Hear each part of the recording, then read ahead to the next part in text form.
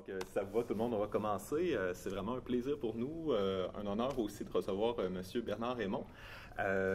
On va commencer par une petite présentation. Ensuite, il va y avoir une période de questions. Tour à tour, on va vous poser des petites questions. Et ensuite, vers 9h moins quart, on va faire une période de questions. Donc, n'hésitez pas si vous voulez avoir des questions, approfondir certains sujets. Ça va nous faire plaisir de vous écouter. Donc, M. Raymond, né en 1951, a d'abord étudié en anthropologie, a fait un mémoire sur l'anthropologie visuelle, a fait des études doctorales aussi en anthropologie. Que je n'ai jamais terminé. C'est des choses qui arrivent à ce qu'on dit. Aussi, vous avez travaillé... Un trop bon étudiant. Un trop bon étudiant. Vous avez passé dans les années 80 environ dans le nord du Québec, à travailler avec les communautés inuites là-bas. Vous avez d'abord fait du documentaire et ensuite vous êtes réorienté vers le travail de fiction. On pourrait dire que le grand public vous a surtout connu avec votre trilogie sur les vertus théologales, avec notamment La Neuvaine, qui a été un film qui a été primé de multiples reprises. Et finalement, de vos films plus récents, on peut noter Tout ce que tu possèdes, Journal d'un vieil homme, et aussi Pour vivre ici. Donc, c'est vraiment un plaisir de vous accueillir parmi nous. Vous êtes à la fois reçu en tant que cinéaste, mais aussi en tant qu'anthropologue, en tant qu'essayiste et même en tant que philosophe. Donc, on vous remercie, on vous remercie beaucoup d'être là. Merci. Parfait. Excellent. Donc, comme on disait, on va poser tour à tour les questions. Donc, je vous laisse le plaisir de commencer. Donc, bonsoir, mesdames et messieurs. Merci d'avoir bravé la tempête ce soir. Je veux remercier déjà Bernard Raymond d'avoir accepté notre invitation. C'était un honneur, en tout cas pour moi, et d'avoir si généreusement accepté. Donc, je vais poser la première question dans une veine un peu philosophique, donc qui porte sur votre conception du cinéma. Une conception, je pense, qui a des affinités avec certaines questions philosophiques. Donc, je commence par dire pour vous ce que le cinéma n'est pas. Donc, ce n'est pas une technique du mensonge. Ce n'est pas non plus une production d'images à la Hollywood, donc qui vise l'effet, je pense, ou le sensationnel. Ce n'est même pas une expression de votre vision personnelle du monde. Donc, il y a trop d'images, ce volume, je pense, qui est fondamental. Hein. Vous considérez plutôt la caméra comme un moyen d'interroger le visible et par là de nous rapprocher de ce qui importe. Or, ce qui importe renvoie à deux questions pour vous, si j'ai bien compris, qui sont fondamentales en philosophie depuis les Grecs. Hein, il se trouve que ces questions sont des questions philosophiques. Premièrement, comment vivre? Et deuxièmement, pourquoi vivre? Donc, ma question, ce serait la suivante. Vous voulez quand même pas que je réponde à ça? Oui, oui. Ça, ce sera la deuxième question. Je vous ai un peu épargné pour la première.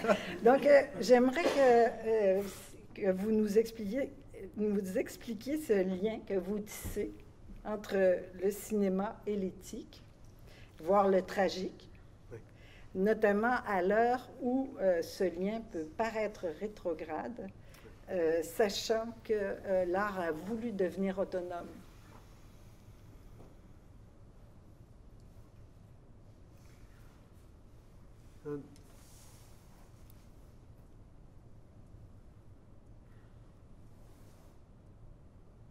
Une des choses que permet... Pour moi, le cinéma permet deux choses.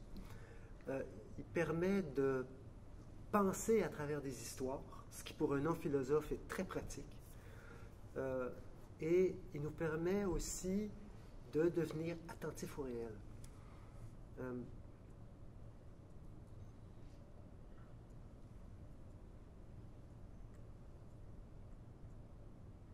Ce qui m'intéresse là-dedans,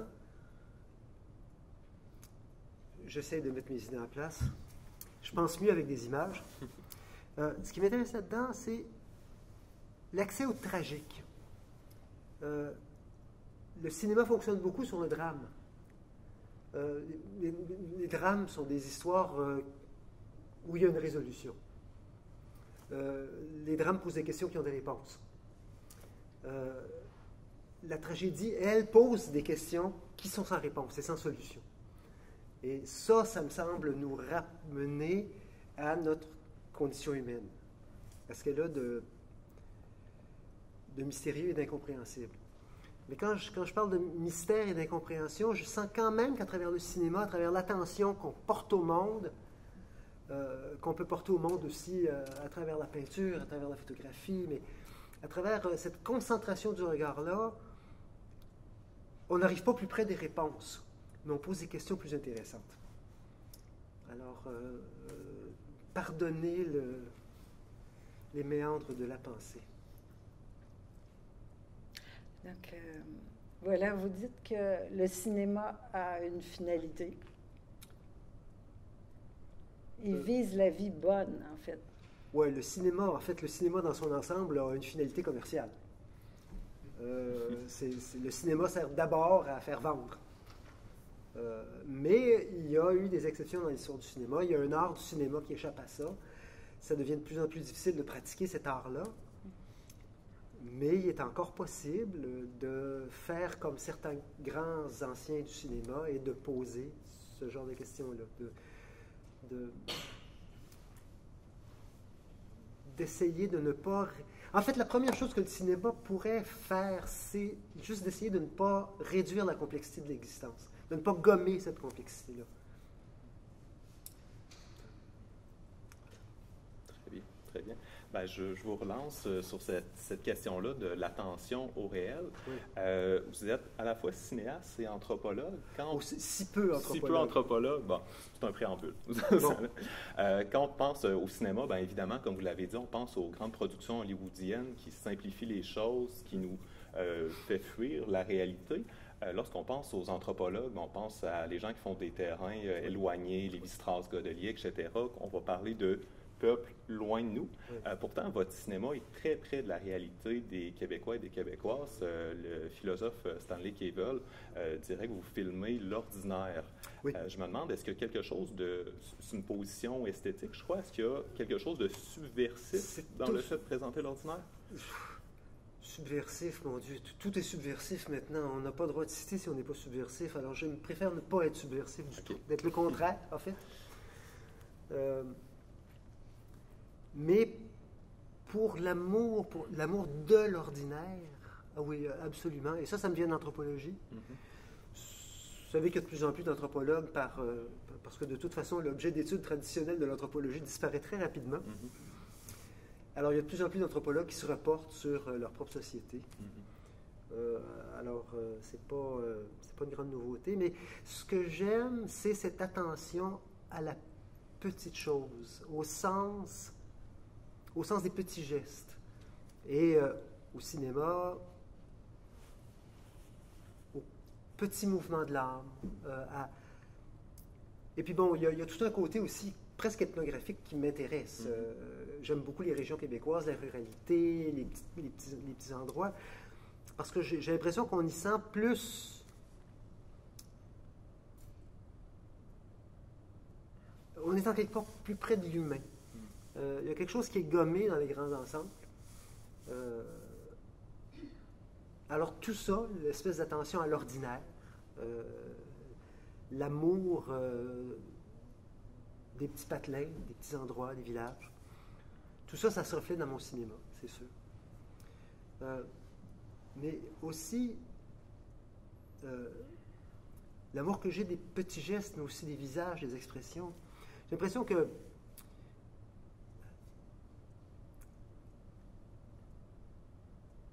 si on se souvient des fois où on était amoureux dans notre vie, mais vraiment amoureux, où le sentiment nous a bouleversés, il ne s'est pas passé grand-chose.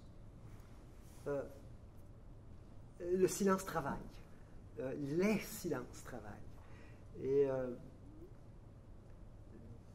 l'amoureux et la personne aimée savent très bien de quoi il s'agit. Mais contrairement à ce que le cinéma met souvent en scène, il n'y a pas de, mon Dieu, pas de feu d'artifice, il se passe rien. Et c'est dans ce rien-là que se trouve le plus de vérité, je pense.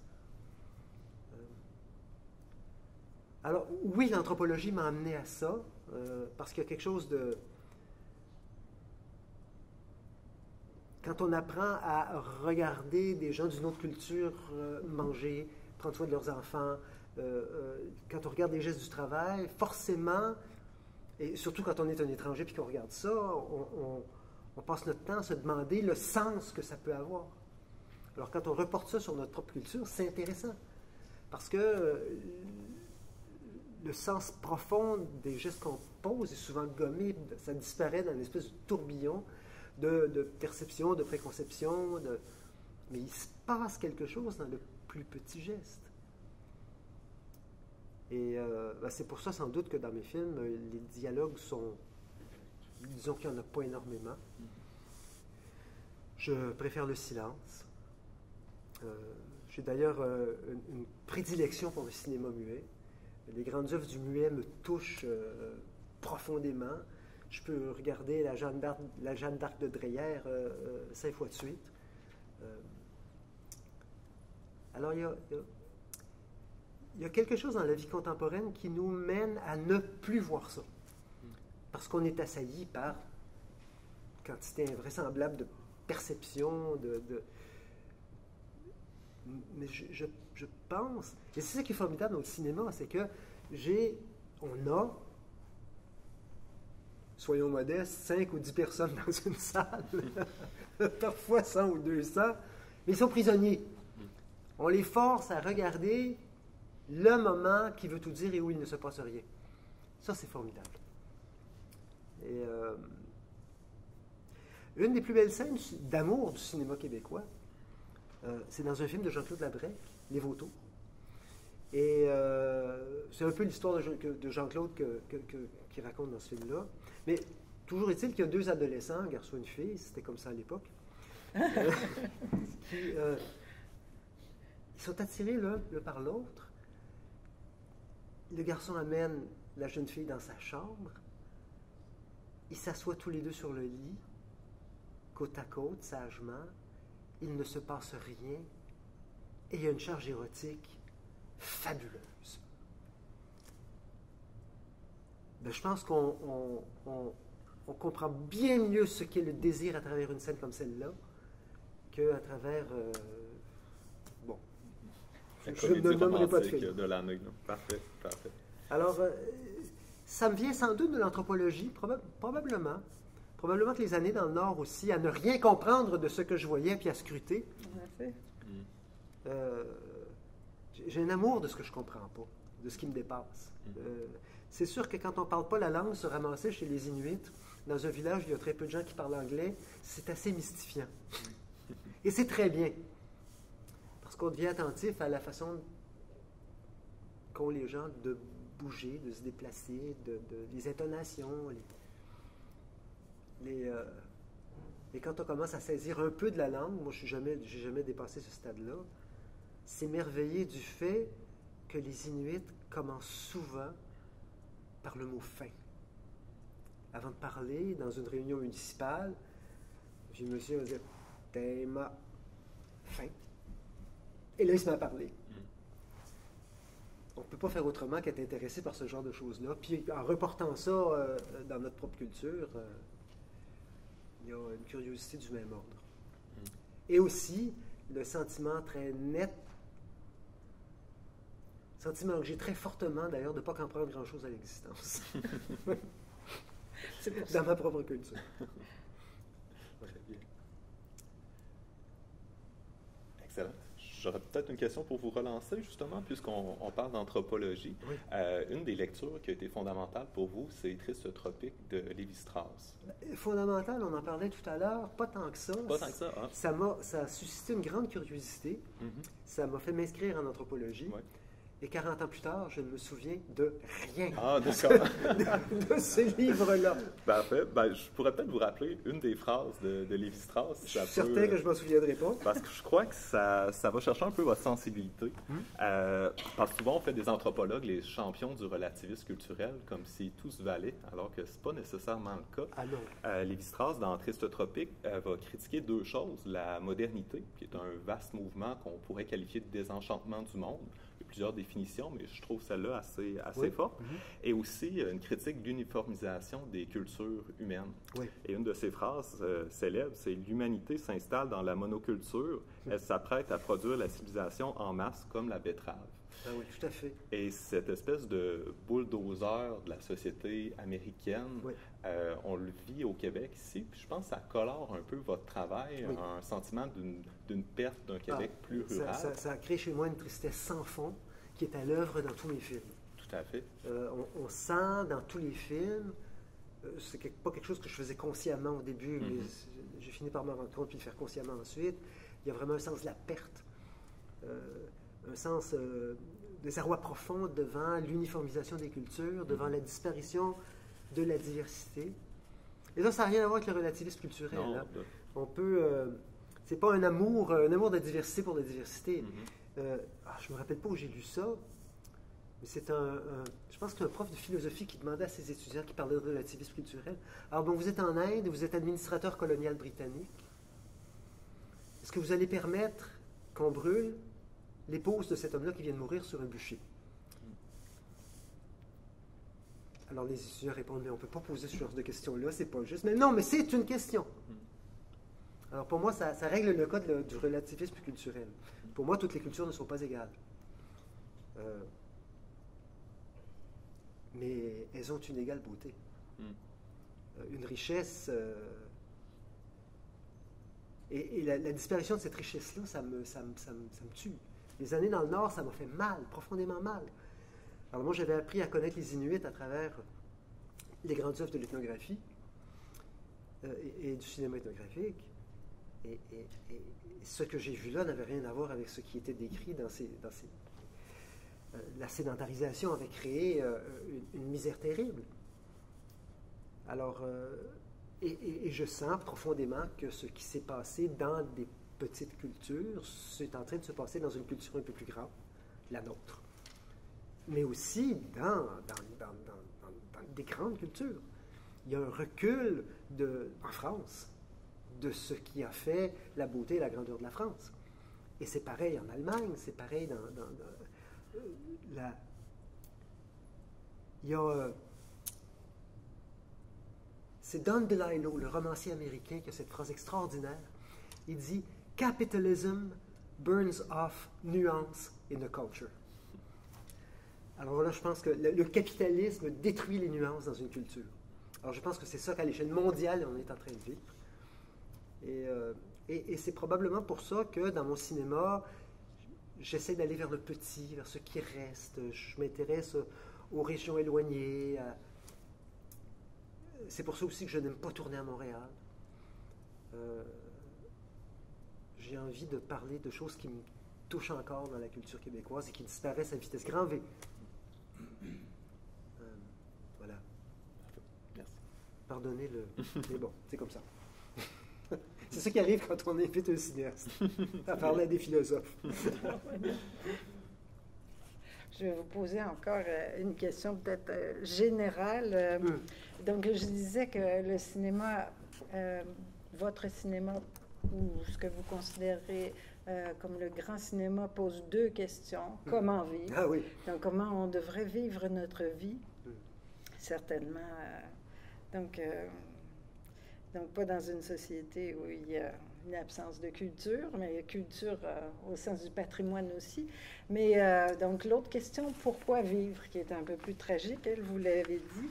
Donc, j'ai l'impression que dans tous vos films, je ne sais pas si vous serez d'accord, hein, depuis le documentaire sur la mort de votre mère jusqu'à Pour vivre ici, vous esquissez à tout le moins des réponses à ces deux questions. Et les réponses que vous donnez, quand je regarde l'ensemble de vos films, me semblent tendre vers deux expériences qui ne vont pas nécessairement ensemble, ou vont pas d'emblée ensemble. Il y en a une, donc, qui va dans le sens de l'attention à l'ordinaire, qui renvoie à notre monde, hein, tel qu'il est, et qui est celle de la beauté. Oui.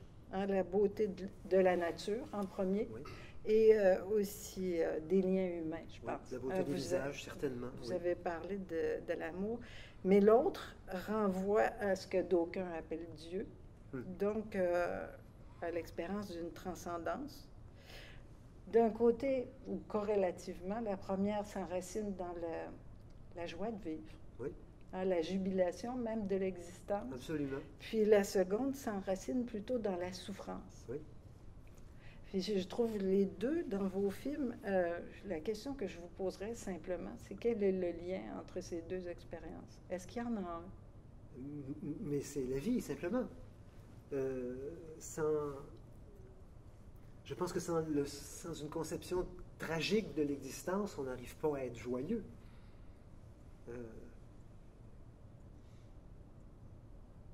Comment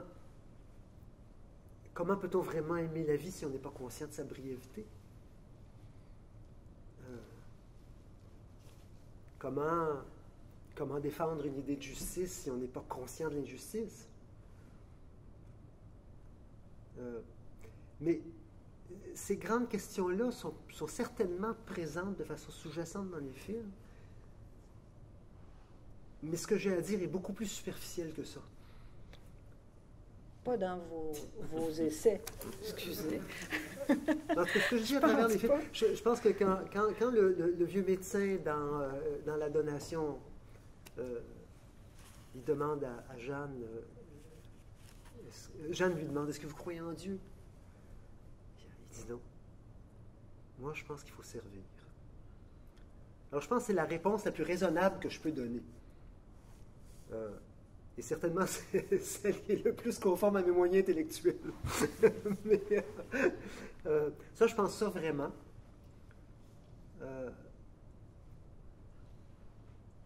Mais par ailleurs, si on sert, si on veut vraiment servir, on ne peut pas faire autrement que d'accrocher, d'attraper une conscience de la beauté et de l'horreur. Si on veut servir dans la mesure de nos moyens, comme un médecin ou comme...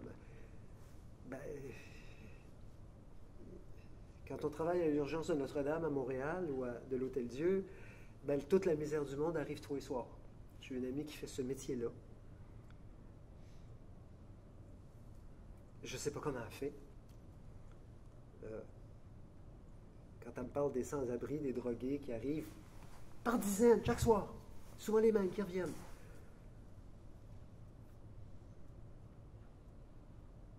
Et elle les répare. Il retourne dans la rue puis il recommence. Ça ne lui a pas, à cet ami-là, du tout enlevé son amour de la vie. Ça ne l'a pas rendu cynique. On ne la lui fait pas, comme disent les Français, mais ça ne l'a pas rendu cynique. Alors, c'est ça, il faut servir, je pense. Voilà. On n'a pas besoin d'être croyant pour ça? Mais le médecin dit non? Oui. C'est vraiment une question intéressante à laquelle je ne peux pas répondre. Il ne manque pas de saints athées. Hein? Même Bernanos le disait. Les saints athées. Les saints, des non-croyants, des schismatiques. Dans son très beau texte, Nos amis les saints. Alors non, je ne pense pas qu'il faut croire. Je ne pense pas non plus que c'est plus facile de faire le bien quand on croit. C'est dur de croire. C'est vraiment tough. Mais ça, c'est un autre grand mystère pour moi. Il m'arrive d'envier la foi des croyants. Ça m'arrive. Et je me rends compte que les œuvres d'art qui m'intéressent maintenant sont des œuvres où la question de la transcendance, qu'on y réponde ou non, il faut qu'elle soit présente. Quand ça n'éclaire pas une œuvre, ça m'intéresse beaucoup moins. Et ça peut l'éclairer de toutes sortes de façons. Ça l'éclaire chez Tolstoï, ça l'éclaire chez Dostoïevski. Mais en dehors de ça, ça m'intéresse moins. Parfois, vous posez la question fondamentale de la métaphysique. En fait, vous ne la posez pas sous forme de question, mais vous dites il y a de l'être alors qu'il pourrait n'y avoir rien. Oui. Hein, la question de la métaphysique fondamentale, il disait pourquoi y a-t-il de l'être plutôt que rien? Oui. On essayait de donner des réponses à ça. Vous dites il y a de l'être plutôt que rien. Ben oui, je peux pas, on ne saura jamais pourquoi. Quand on n'est pas croyant, on ne peut pas remercier quelqu'un avec un grand Q.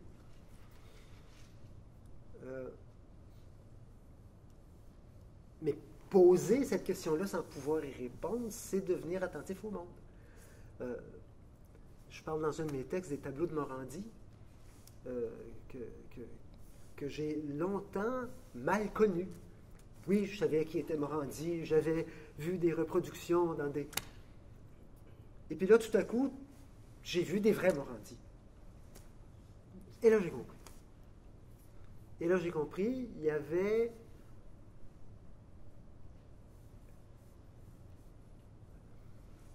Tout était dans l'attention au monde.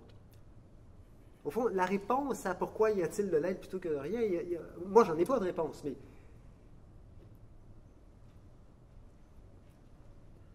se poser cette question-là, c'est devenir attentif au monde. Puis devenir attentif au monde, c'est devenir attentif à la beauté, c'est devenir attentif à la laideur, au tragique, à la joie.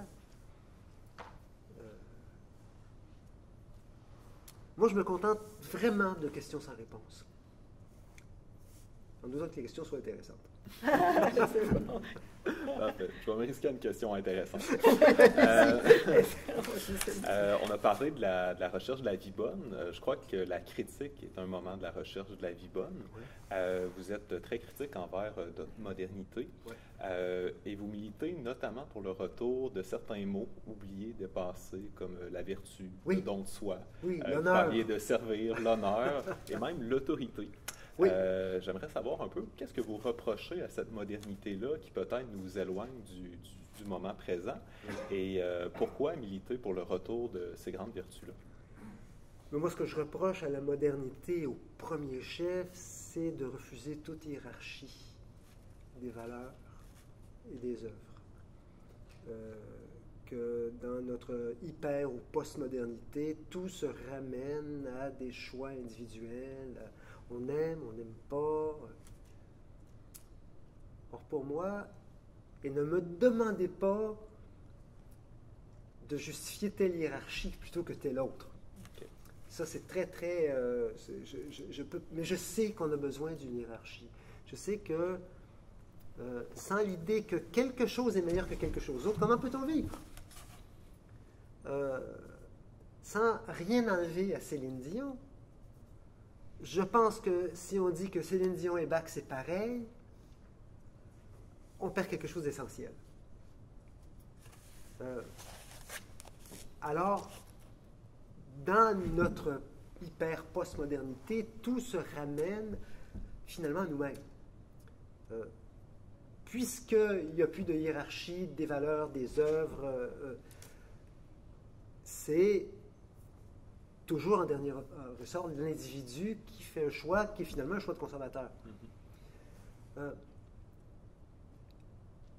Moi, j'ai aucune difficulté avec l'idée des hiérarchies. Qu'on puisse se battre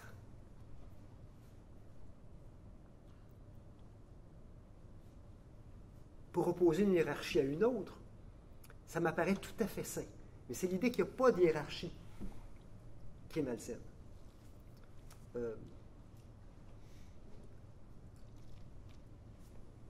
Voilà. Et les notions de devoir, oui. D'autorité, pourquoi est-ce que ce serait si important? Ben, écoutez, si personne ne veut payer d'impôts, quelle sorte d'assurance maladie qu'on va avoir? Ça, c'est la réponse simple. L'idée d'un droit auquel des devoirs ne seraient pas assortis, pour moi, c'est une idée profondément toxique. C'est une idée qui mène à une impasse. Alors bon, de l'idée de droit et de ces idées-là de droit et de devoir, on passe comme naturellement à l'idée d'autorité. Oui, mais qui... Et puis je sais qu'on ne peut pas parler d'autorité dans le Québec contemporain, mais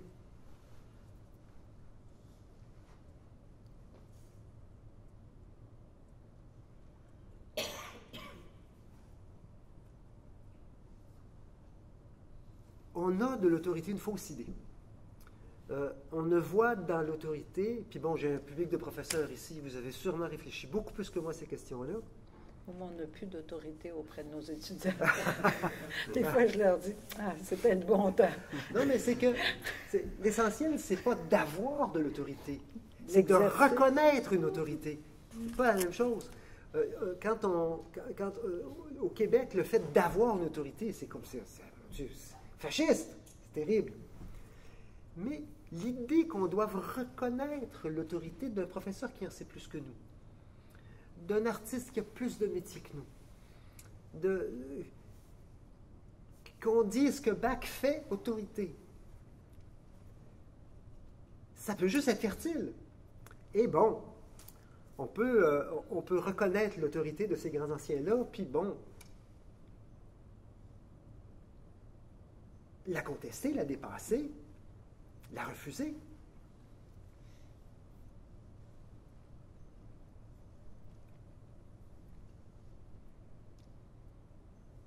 Mais poser la question de ce qui fait autorité, c'est au fond poser la question de ce qui est important. Dans la société postmoderne, il n'y a rien qui est important que l'accomplissement des désirs personnels. C'est que ça. Tout nous ramène à nous-mêmes. Alors oui, je pense qu'on a besoin de se poser ces questions-là et qu'on est très mal parti. Et je crois qu'on ne le fera pas. Je pense qu'on est en train de vivre un effondrement culturel. Je sais, mes amis professeurs qui ont la chance d'avoir des étudiants ont moins peur que moi. Parce que pour eux, la transmission, c'est quelque chose qui se vit quotidiennement. Transmission difficile, transmission malaisée, transmission peut-être à un étudiant sur 10, mais transmission quand même. Mais de mon point de vue de non-enseignant, la transmission, c'est grippé. Il y a un fossé qui est en train de se faire, pas seulement entre les générations, c'est pas si important que ça, mais avec toute la culture du passé. Et ça m'effraie terriblement. Parce que quand ça arrive, on tombe dans un état d'anomie. Puis ça, l'anomie, j'ai connu ça chez les Inuits. On peut aller dans n'importe quelle réserve indienne. Puis il y en a certaines où vraiment l'état d'anomie est très avancé. C'est ça qui arrive quand il y a une coupure avec le patrimoine culturel. Et on est en train de vivre ça, pas seulement dans les petites cultures, pas seulement chez les premiers peuples, on est en train de vivre ça dans les grandes cultures aussi.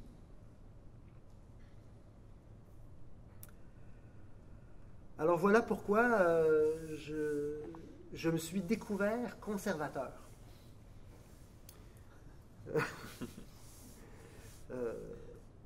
Je n'ai plus peur de le dire. J'ai passé toute ma vie à me reconnaître bien davantage dans les idées de gauche. Et à l'aube de ma vieillesse, je conserve précieusement mon amour de l'idée de socialisme, mais tout ce qui est en train de devenir de la gauche me répugne de plus en plus. Cette gauche qui met au-dessus de tout la liberté individuelle. Alors pour moi, s'il n'y a pas quelque chose au-dessus de la liberté individuelle, on est mort. On est raide mort. C'est...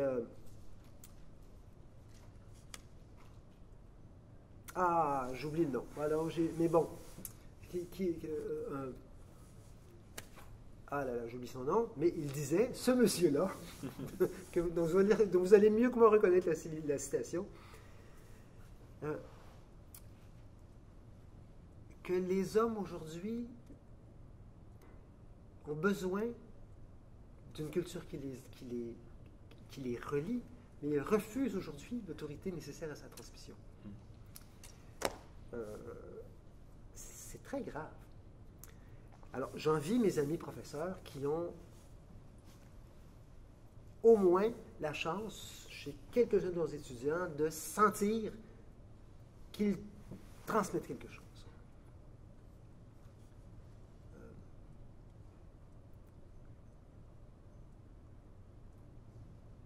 Voilà.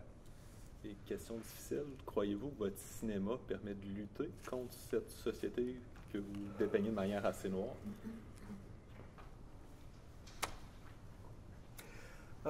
Écoutez, de façon objective, je vous dirais que l'âge moyen de mon public est probablement de plus de 60 ans. Comme au concert classique. Ouais. Alors, de transmission, et je sais pourtant aussi que dans les conservatoires, il y a des jeunes musiciens extrêmement doués et on se demande bien pour qui ils vont jouer. Mais oui, dans les salles, il y a quelquefois quelqu'un de moins de 40 ans. Il y a même des étudiants de cégep qui aiment mes films. J'en ai rencontré 3 à Trois-Rivières. Il y en a plus, il y en a plus. mais disons que j'ai pas trop confiance. Voilà. Je sens que que le divertissement gagne sur tous les fronts. Et pas seulement le front du cinéma commercial. Sur le front du cinéma d'auteur, c'est pareil. On voit ce que les directeurs de festivals choisissent maintenant. Et bon, c'est la foire. Alors non, j'ai pas très confiance. Je sais pourtant que l'histoire n'est pas écrite. Et puis bon, dans mes mauvaises journées qui sont nombreuses, je me rappelle que dans des périodes de très grande noirceur, il y a des moines qui ont recopié les textes de l'Antiquité qui nous ont permis d'avoir la Renaissance. Voilà. Merci. Pour faire suite à la discussion, j'aurais le goût de vous poser une question critique. Les philosophes, on est un peu critiques parfois. Est-ce que la culture du passé peut nous inspirer autant? Je pense à la parole de Brecht. Vous pourriez avoir l'air conservateur de ce point de vue. Les philosophes, on l'est en grande partie puisque l'histoire compte encore, mais Brecht disait que, je pense, excusez l'expression, mais je le cite, je crois, que la culture subséquente à Auschwitz, c'était un tas de merde. Il y avait aussi la fameuse phrase de René Char qui disait, qui est citée par Hannah Arendt, oui, que notre héritage n'est précédé d'aucun testament. C'est magnifique. Je me mets dans la peau des jeunes aussi qui regardent ce qui s'est passé en arrière. Oui. Puis, je pense qu'ils peuvent avoir moins confiance que nous en cette culture qui nous a peut-être pétris. Ben écoutez, si ils ont le courage de recommencer, tant mieux. Mais je sais pas, bon, on a déjà un Flaubert. C'est de l'ouvrage, produire un Flaubert. Ah, oui. C'est de la grosse ouvrage, ça prend des siècles. On a déjà un Mozart. Et c'est quand même pas Mozart qui a gazé les Juifs. Même si il y a des commandants de camp qui jouaient ces quatuors après leur journée d'ouvrage au camp.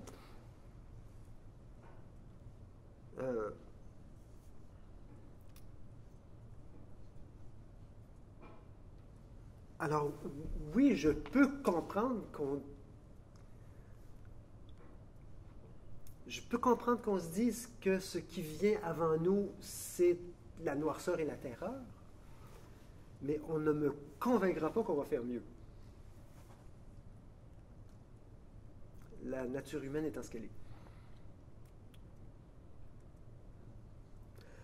Alors, je préfère garder Bach.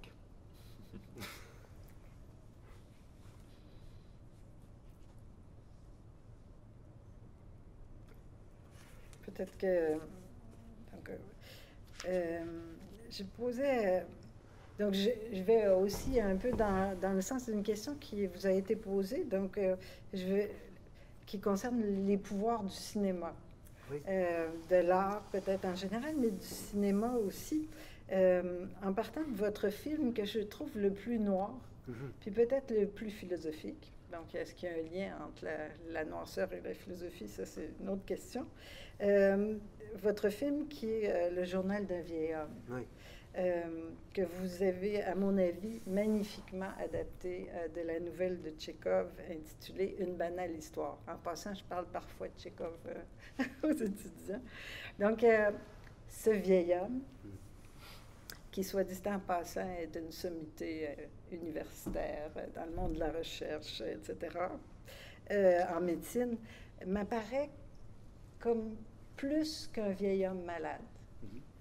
Pour moi, il est une sorte de métaphore de ce que nous sommes tous. Surtout nous, après peut-être un certain âge, c'est-à-dire ce que nous sommes aujourd'hui en tant que, pour paraphraser Nietzsche, je dirais des tares venus, c'est-à-dire des pessimistes ou des nihilistes, des individus qui, comme lui, sont des espèces de spectateurs désabusés de la vie et qui, d'autre part, se définissent avant tout par leur rapport à leur image, par une sorte de narcissisme.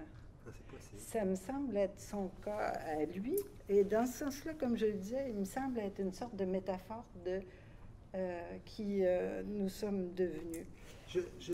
Moi, je veux dire que ce personnage-là du vieux médecin, du vieil universitaire, c'est quand même lui qui défend les étudiants. C'est quand même lui qui, à un moment donné, il y a un de ses jeunes collègues qui dit ils ne veulent rien apprendre, ils ne savent rien.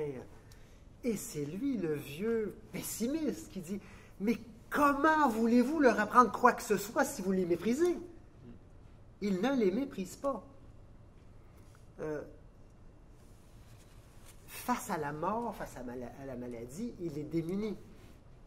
Mais ça reste quelqu'un qui a aimé la vie, qui a donné. Il dit j'ai aimé enseigner. Alors, c'est pas quelqu'un qui dit j'ai passé une vie de merde, ça ne servait à rien. Il dit j'ai aimé enseigner.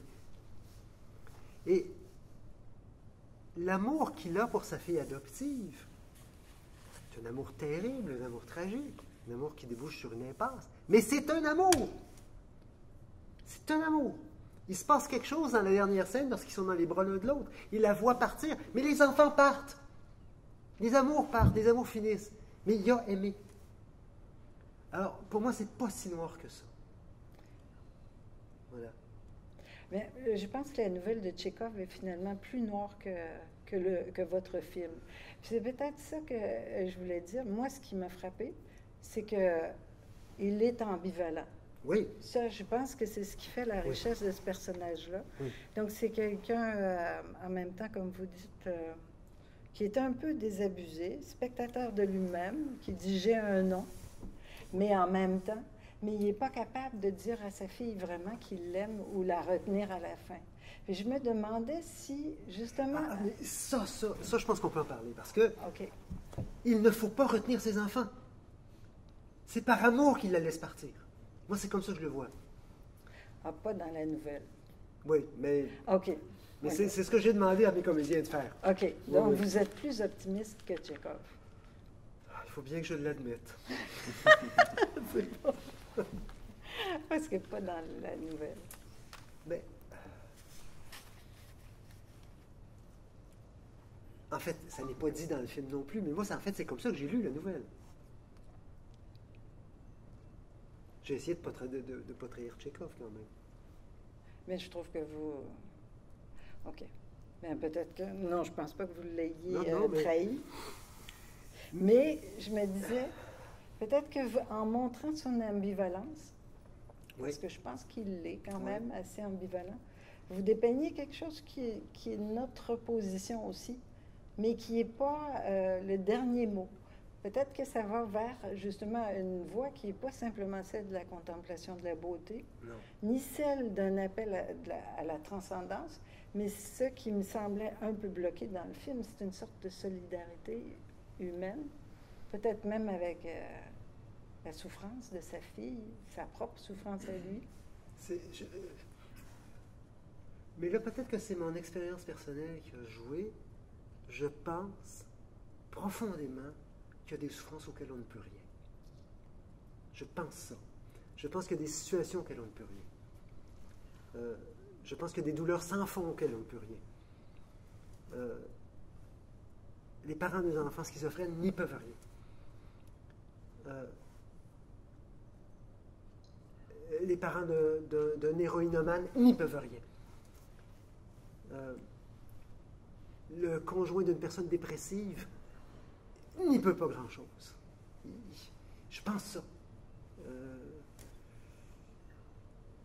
Ce qui empêche ni l'amour, ni le fait que ces parents-là, que ce conjoint-là fassent tout ce qu'ils peuvent. Mais la vie, c'est tragique.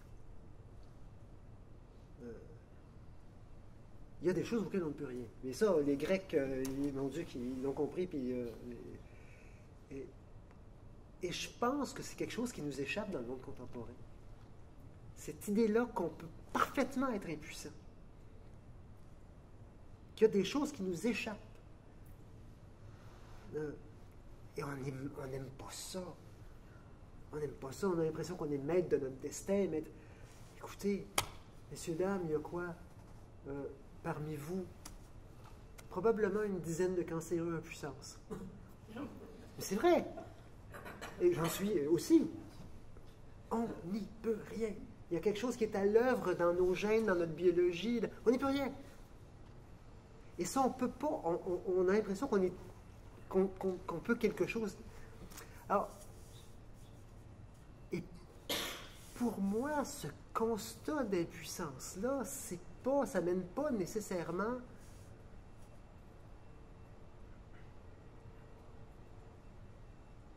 c'est pas nécessairement quelque chose de si noir que ça.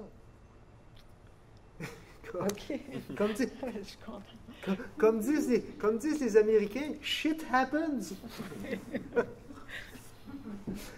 Mais ça n'enlève pas la beauté de la vie. Je pense vraiment que ça n'enlève pas la beauté de la vie.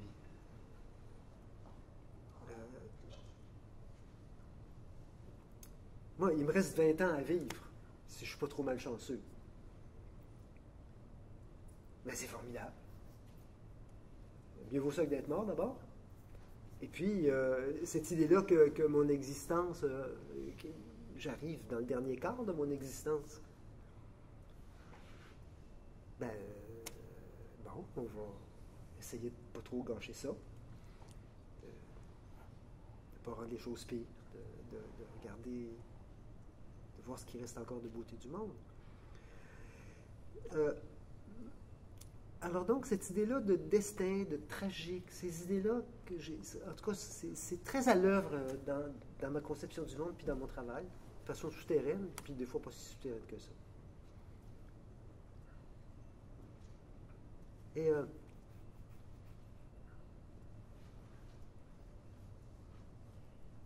pour en revenir à ce qu'on disait tout à l'heure, il y a quelque chose. Il n'y a pas rien. Parmi les choses qu'il y a peut-être le cancer qui va me faire crever dans 5 ans. Mais il n'y a pas rien. C'est quand même formidable, je suis là. Enfin, je suis content d'être là. Donc, quand elle demande à son père, qu'est-ce que je dois faire? Il est impuissant à lui dire quoi faire. Ah oui. Mais il l'aime. Oui. Il est impuissant parce qu'il la sait aussi intelligente que lui.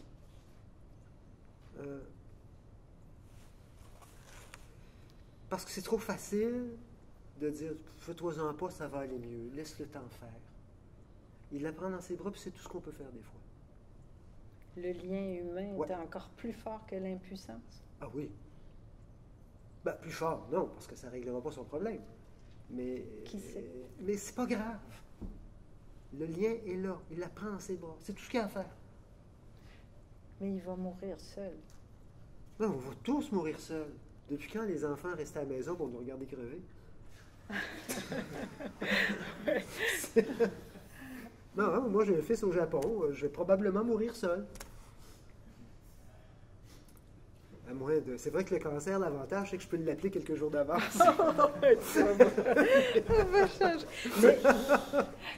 il y avait la phrase que vous avez mis en exergue, le bout de phrase de l'extrait de Tchekhov de l'histoire banale. Oui. Vous dites, il dit, c'est notre incapacité de nous former les uns les autres qui est à plaindre. Et ça, j'avais vu ça quand même dans sa dynamique avec, finalement, les autres. Lui, il a essayé de former des médecins toute sa vie. Oui. Mais Tchekhov dit, c'est notre problème, on est incapable de se former les uns les autres. Moi, la façon dont je l'entends, c'est que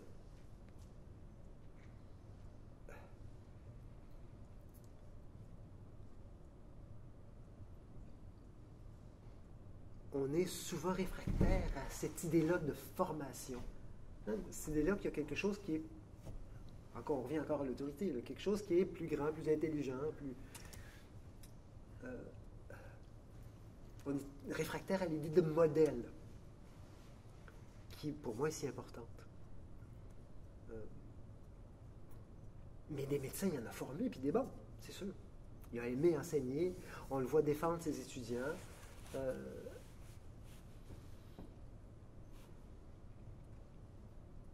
Mais non, c'est pas si noir que ça, vraiment. Vraiment. C'est pas si noir. J'ai vraiment une... Je sais pas, j'ai pas de difficulté à accepter le tragique. Et ça, c'est un homme de 67 ans en bonne santé qui vous le dit. On verra. Dans votre cinéma, surtout dans votre trilogie, vous mettez souvent en scène des personnages féminins. Oui. Que symbolise pour vous la féminité? Et c'est quels enjeux ou quels problèmes vous pouvez rencontrer en voulant parler à partir d'une perspective qui n'est pas nécessairement la vôtre? Il n'y a pas de symbolique. J'aime les femmes. J'ai grandi avec des femmes, j'ai peu connu mon père, j'ai pas eu de frère. Je me sens plus à l'aise avec les femmes. Et avec les comédiennes qu'avec les comédiens. J'ai plutôt tendance à écrire des rôles féminins parce que, de mon point de vue masculin, il y a quelque chose dans la complexité féminine qui est plus intéressant. J'ai pas de difficulté à écrire des rôles féminins. Comment ça s'appelle? Comment ça peut... De l'appropriation sexuelle, ce serait ça? Pas là. Je pense que n'importe quel être humain peut essayer, puis gagne à essayer de se mettre dans la peau de n'importe quel autre, sans y réussir souvent, mais quand même, il y a cette volonté-là d'essayer de comprendre l'autre, cette expérience différente. Il y a aussi, toujours de mon point de vue, avec ma propre expérience, disons que la générosité féminine m'intéresse plus. C'est quelque chose dont j'ai envie de parler, de cette ouverture, de cette générosité. Puis on va... Il y a certainement des féministes contemporaines qui diraient ben oui, mais il faut être aussi... Non, je ne serai pas vulgaire. Il faut être aussi imbécile que les hommes, c'est notre droit. Non. Ce féminisme-là ne m'intéresse pas.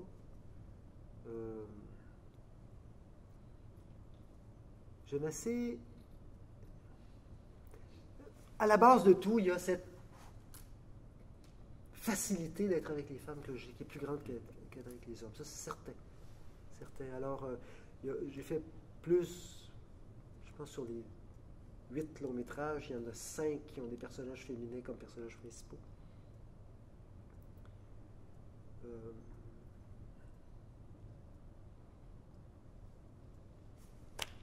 Donc, si je vous comprends bien, d'une certaine manière, autant le documentaire que la fiction, c'est un peu un outil pour investiguer sur l'humain, pour apprendre à mieux le connaître. Est-ce que c'est votre objectif?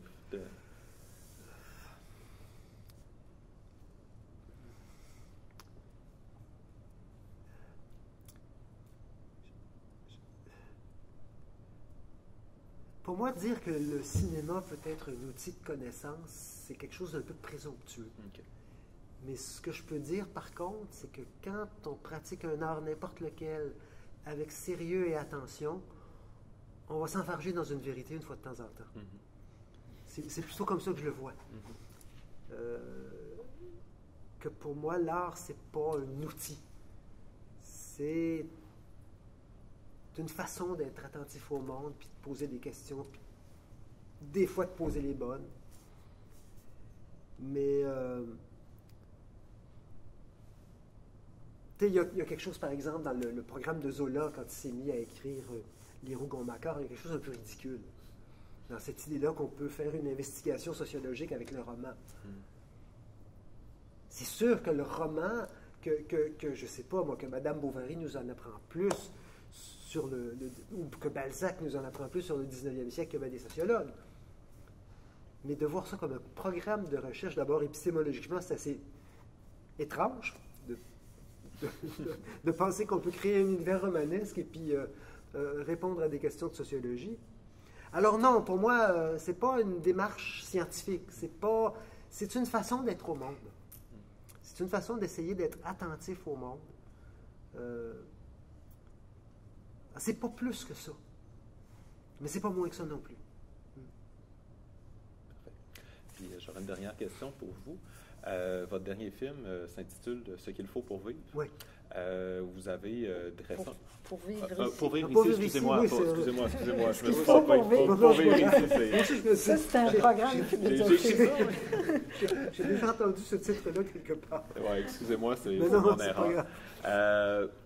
Pour vivre ici. Pour vivre ici, c'est parfait. Donc, vous avez dépeint votre vision que je pourrais dire assez réaliste de notre société. D'autres pourraient la qualifier de pessimiste. Moi, en tant que professeur, j'ai le privilège d'enseigner au cégep. J'ai des collègues dans la salle d'ailleurs. Et on a plusieurs jeunes devant nous de 18-20 ans qui sont prises avec beaucoup de questions qui sont similaires aux vôtres. Le pessimisme, le nihilisme, comment donner un sens à notre vie, puis même pourquoi rester en vie. Donc la question, encore là, difficile que je voudrais vous demander, c'est qu'est-ce que ça prend pour vivre ici? Qu'est-ce que vous aimeriez dire à cette jeunesse-là? Je vais vous donner d'abord la réponse qu'un technicien, au premier jour de tournage, a donnée à la question que pose le titre du film. Il faisait moins 35, il ventait à écorner les bœufs. On était en arrière de Bécomo, dans le bois, près d'un lac. Puis il y en a un qui dit, un électro, c'est un électro qui me dit, « Ouais, Bernard, je sais ce qu'il faut pour vivre ici. Il faut être fait fort. » C'est pas faux. Il y a une sagesse. Une certaine sagesse là-dedans. Ouais.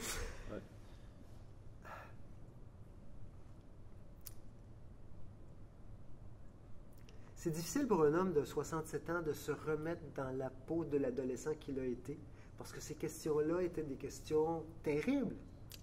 Terribles. C'est facile pour quelqu'un de 67 ans qui a gagné sa vie honorablement, qui a eu l'impression d'être un peu utile, de dire, oui, mais la vie...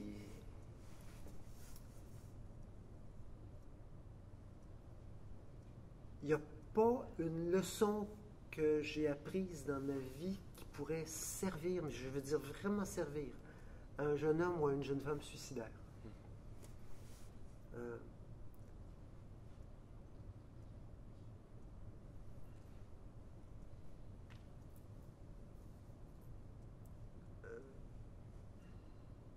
Je pense que la seule réponse à cette question-là, puis c'est une réponse qui n'est pas concluante, parce que ça ne marche pas tout le temps, je pense que la seule réponse, c'est l'amour.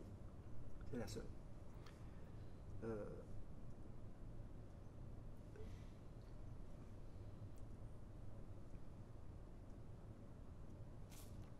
Un adolescent troublé ou une adolescente troublée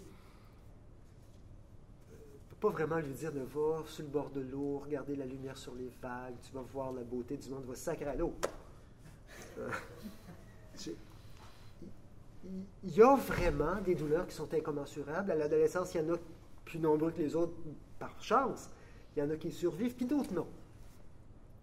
Puis peut-être qu'on aurait pu en sauver une couple de ceux qui n'ont pas survécu, mais peut-être pas non plus. Qu'est-ce que ça prend pour vivre? Mais on le sait, on a survécu, on est des adultes, on a été assez chanceux pour passer à travers les pires moments de notre existence. On a peut-être fait des enfants, on a vu des paysages, on s'est extasié devant la lumière, on a écouté la Passion selon saint Matthieu de Bach. Puis là, c'est sûr que l'univers, que la vie fait du sens après ça. Mais j'essaie de me rappeler du désarroi que j'éprouvais. Il y a peut-être que la musique. Peut-être.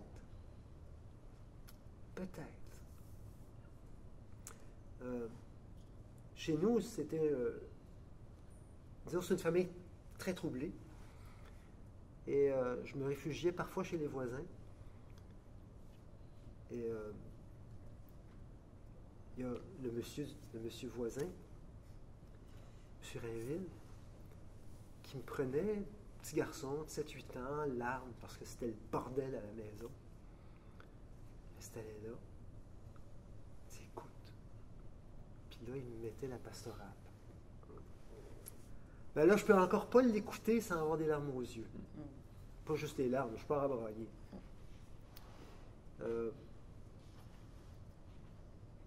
Mais on est, tu sais, ces jeunes gens-là, ils sont tous. Je suis pas sûr que Beethoven, ça marcherait fort chez beaucoup d'entre eux.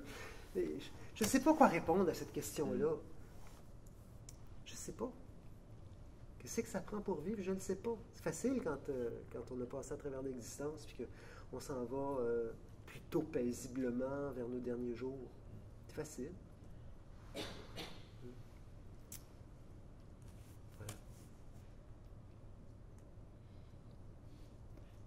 Pour vivre ici, l'amour de la vie, faciliter l'amour, donner l'amour de la vie. Oui, oui. Monsieur Rainville m'a fait un cadeau qui m'a duré toute ma vie. L'amour. Mais c'est ça, oui, l'amour, parce que même ma tante qui me recueillait, les voisins et tout ça, tu sais, je ne sais pas ce que je serais devenu sans ces personnes-là. Oui, il faut prendre soin.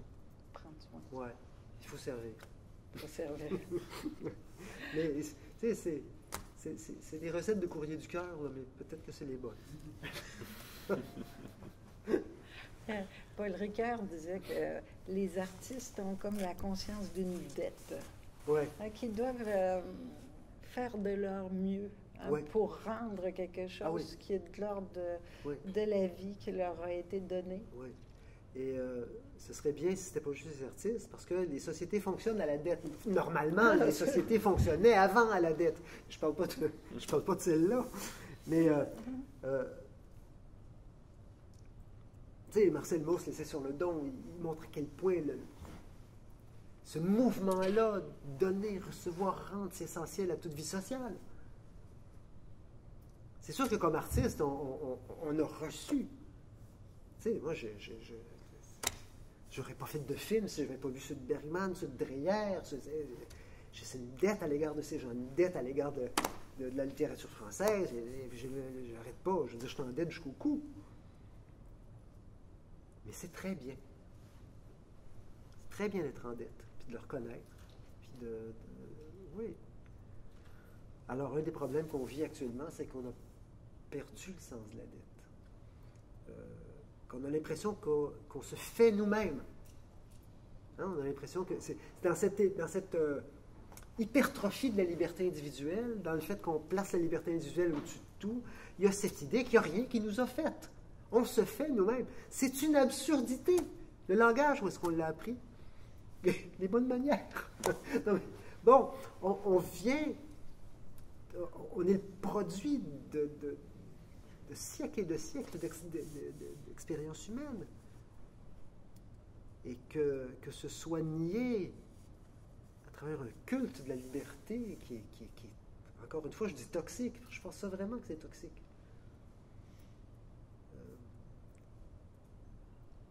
Oui.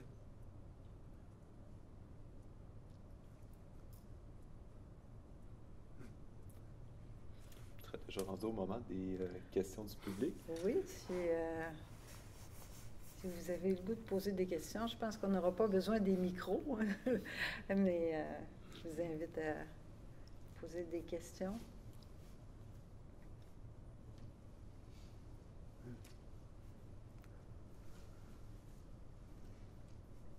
Allez, courage!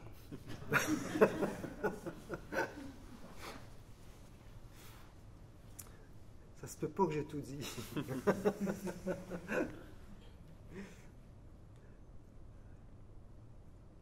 Quand vous dites s'il n'y a rien au-dessus de la liberté individuelle, qu'on est mort, Oui. Vraiment, qu'est-ce que vous entendez dans le... Ben,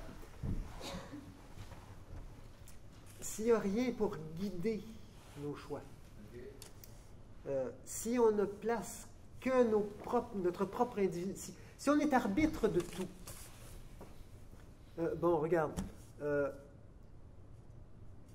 je place ma liberté individuelle au-dessus de tout le reste. J'ai gagné ma vie, c'est mon fric, je refuse de payer l'impôt. On est mort. J'ai un enfant, ça me fait chier, je veux sortir, je veux aller me faire une petite ligne de coke et puis avoir du fun avec mes chums. L'enfant est là tout seul à la maison.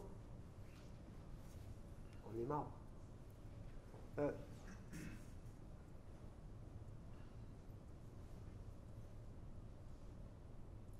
Oui, j'ai le droit d'aller en Thaïlande, aller baiser des adolescentes.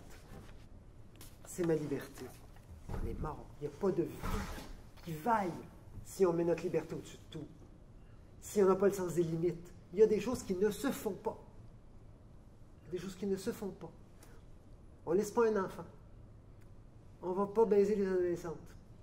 On paye l'impôt. Il y a des choses qui ne se font pas. Alors, pardon? Il faudrait une limite morale. Ben, il faut, oui, absolument. Absolument. Il faut des limites, pas juste morales. Il y a des limites physiques à ce que notre planète est capable de supporter. On s'en rend compte de plus en plus. Oui, j'ai le droit d'avoir un genre. Quand on est 3 milliards à dire ça en même temps, ça fait le réchauffement planétaire. Et c'est même pas, on n'est même plus dans le moralisme, là. On est dans les limites physique de notre planète. Et ça, même cette idée de limite-là, ça nous énerve maintenant. Tu sais,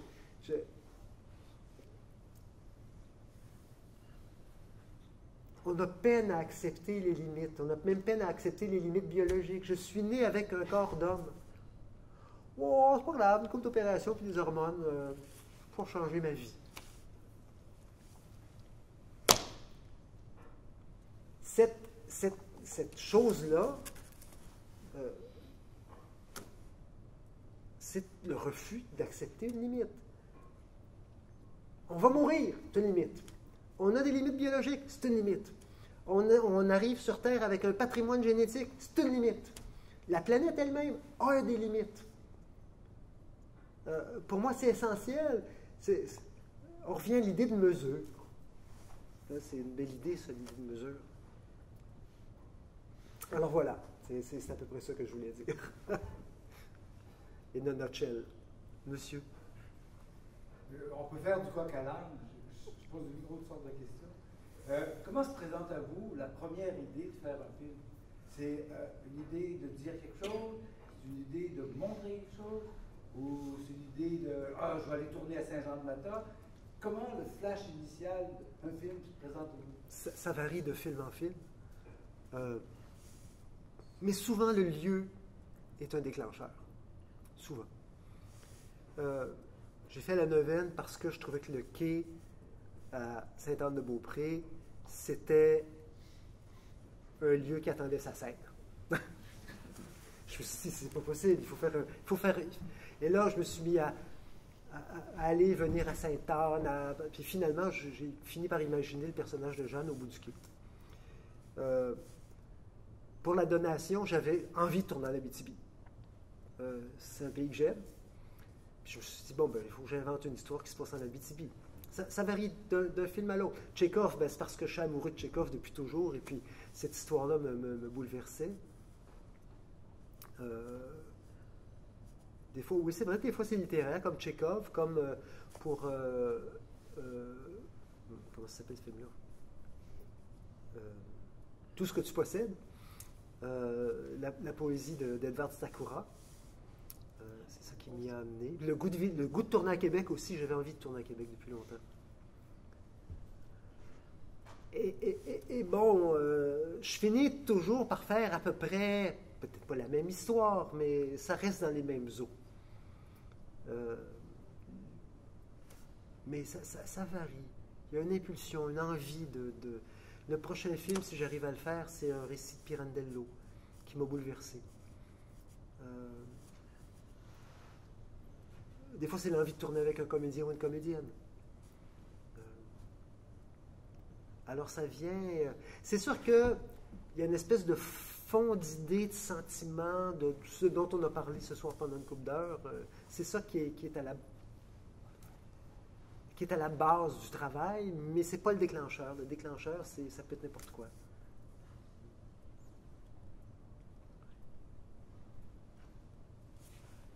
J'ai une question pour vous. Oui. Je voudrais savoir comment s'est faite la transition d'anthropologue à cinéaste. Oui. Par le documentaire, c'est aussi simple que ça. Parce que bon, quand je me suis mis... Bon, d'abord, j'ai toujours aimé le cinéma. J'ai grandi, j'étais adolescent, dans la grande époque de la cinéphilie internationale. Je veux dire, quand j'avais 15-16 ans, il y avait toujours un Fellini, un Antonioni, un Bergman dans les salles à Montréal. Un Godard. Alors écoutez, on était gâtés, on apprenait. C'était la grande époque du documentaire québécois aussi. Il y avait Perrault, Brault, Groult, tous ces grands-là. Alors, tu es nourri par le cinéma. Puis bon, je me suis intéressé au cinéma ethnographique, forcément. Et bon, je suis venu au cinéma par le documentaire, par le biais de l'anthropologie, parce que faire un documentaire, c'est comme faire du terrain ethnographique. Tu ne peux pas faire un bon documentaire si tu ne connais pas la place, si tu ne connais pas les gens, si tu t'es pas installé comme un bon anthropologue. Je ne sais pas, moi, pour le film sur le centre d'accueil où ma mère est morte, j'ai fait plusieurs mois de bénévolat dans le centre d'accueil après la mort de ma mère parce que je voulais tourner là. J'ai fait plusieurs mois de bénévolat, je connaissais tout. À Saint-Denis de Kamouraska, j'ai dû passer 3 ou 4 mois dans le village.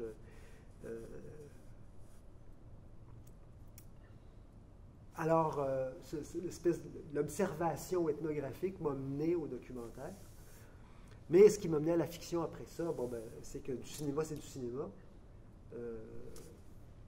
Il y a toujours de la mise en scène, même dans un documentaire. Tu travailles avec des images. Et ce qui m'a mené à la fiction, en fait, c'est l'amour de la littérature.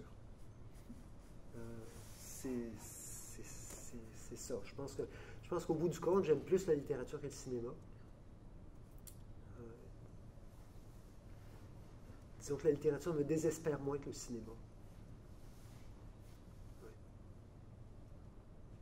Il y a moins d'images. Bien qu'il y a des auteurs qui en font grand usage. Ils ne vont pas avec les dos de la cuillère avec les métaphores. Mais bon. Ouais.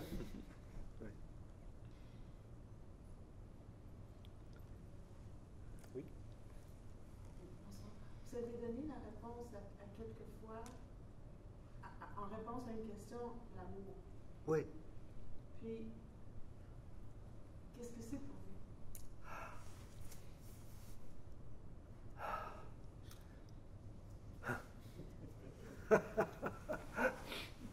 C'est un enfant de bohème. Pardon? L'amour est un enfant de bohème. Ah oui, c'est ça. Je pense que la forme la plus simple d'amour, c'est la présence. Alors, on peut aimer un paysage, une lumière.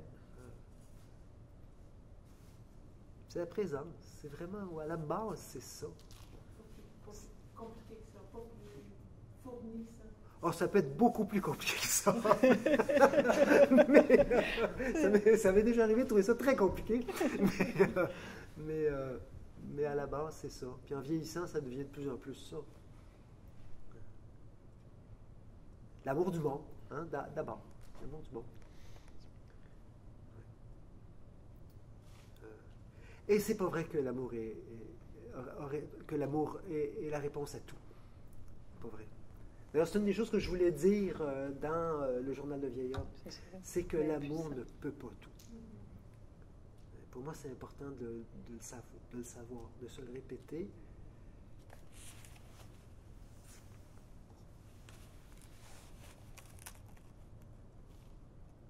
Parce que ça peut nous arriver à tous d'aimer et d'être impuissants.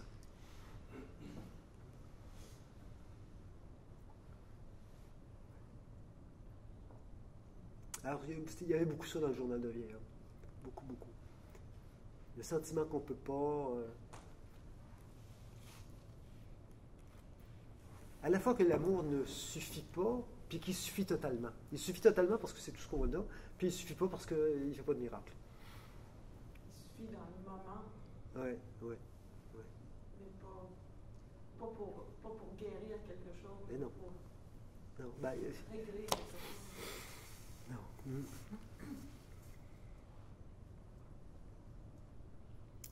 Ouais.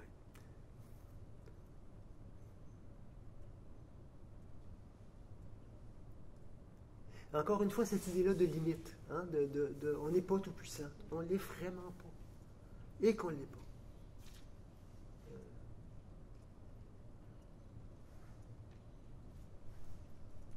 Ce qui n'empêche pas la beauté du monde et de l'existence. Mais, oui.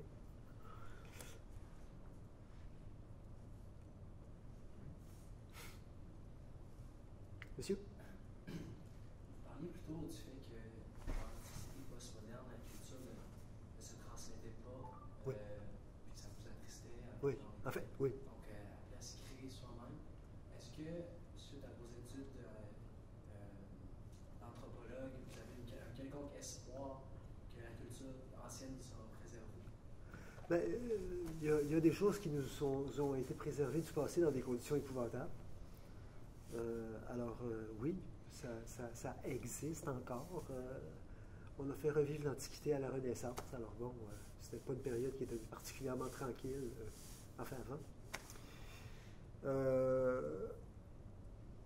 Et je sais que l'histoire n'est pas écrite. Ça, je sais ça.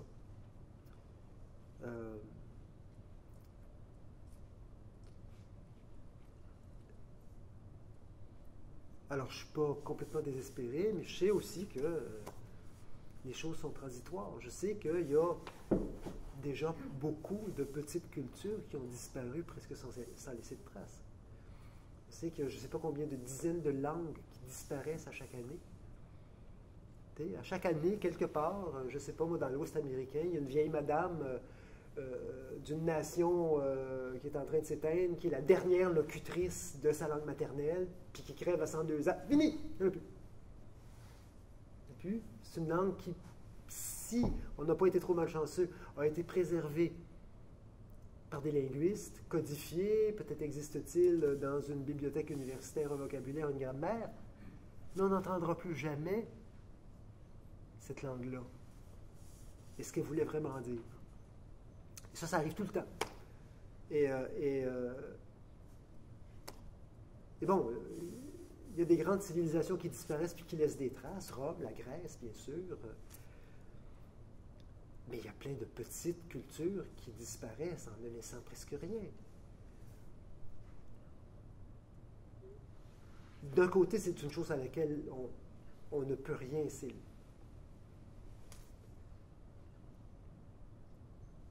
puis d'un autre côté, ça m'emplit d'une grande tristesse.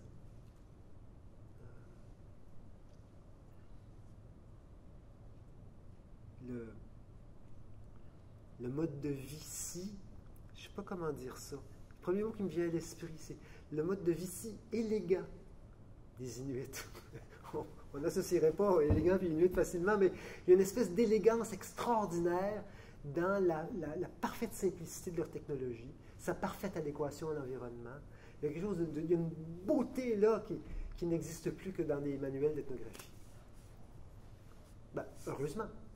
Mais, et je pense que les Inuits, non, ça ne leur tente pas particulièrement d'aller vivre dans des tentes en peau de phoque puis dans des igloos en hiver. Ils sont bien contents, en même temps que complètement foqués, mon Dieu, excusez-moi, d'être dans des maisons chauffées devant Home Box Office. Mais il y a quelque chose qui a disparu. Puis il y a quelque chose au Québec qui est en train de disparaître à grande vitesse.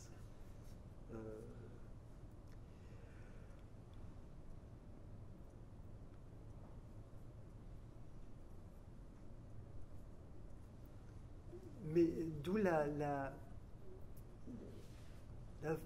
nécessité quand même de préserver un lien avec un corpus de grandes œuvres.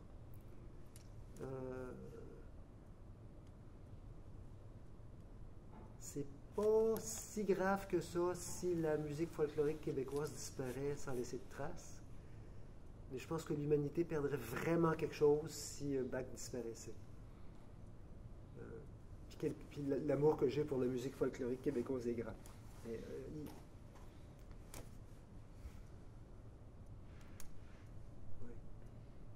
n'est pas obligé de choisir, par exemple. Non, mais il y a des choix qui se font malgré nous. Hein. Il y a des choix... L'avenir. Ah, pardon, oui. L'avenir est ouvert aussi. Oui. Mais la conscience de ces disparitions-là nous rend ce qui reste précieux. En tout cas, certainement. C'est la beauté du monde. C'est la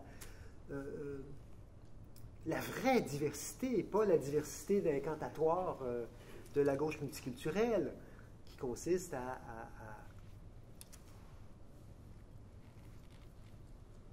trouver formidable que tout le monde finisse par communier dans la culture de masse. La vraie diversité.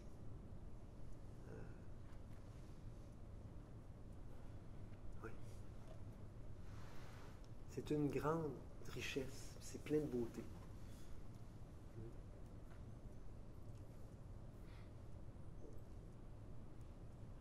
Je vous écoute.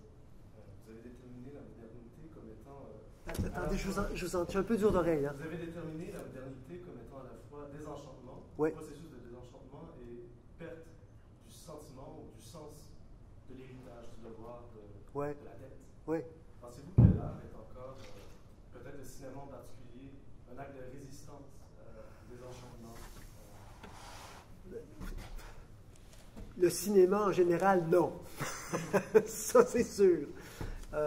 Mais, ouais, il y a des actes de résistance qui se posent dans le cinéma, dans la peinture, dans des hôpitaux, dans des garderies.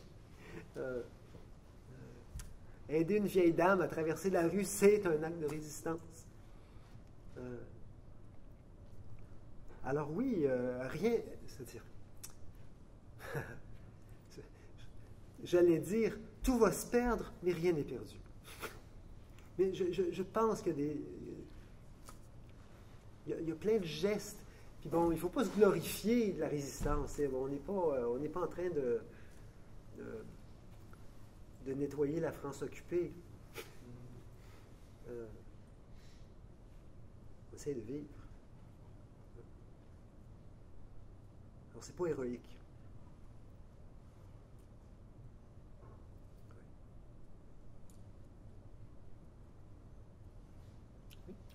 Plutôt que de résistance, est-ce qu'on pourrait parler d'engagement dans ce que vous dites?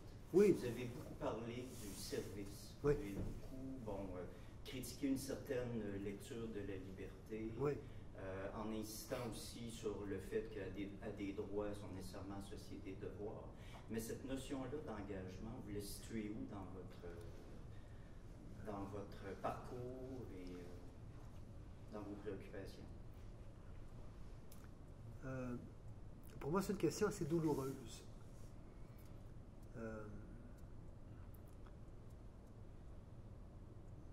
Parce qu'il n'y a pas une journée où je ne me dis pas que je serais mieux d'aller travailler à la soupe populaire.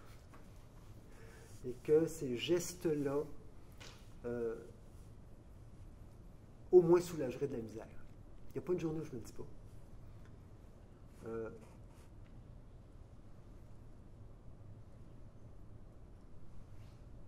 Et où je ne le fais pas. Mais voyez-vous votre cinéma comme une forme d'engagement? Oui, engagement dans le monde, certainement. J'essaie de ne pas faire de divertissement. Je pense que la première chose que j'essaie de ne pas faire, avant même d'essayer de faire des choses, c'est de ne pas divertir, de ne pas détourner. Ça coup, il y a une forme d'engagement, mais c'est un mot avec lequel j'ai un petit peu de difficulté. Qui a beaucoup servi dans les années 50 et 60, et puis qui n'a pas un passé si reluisant que ça.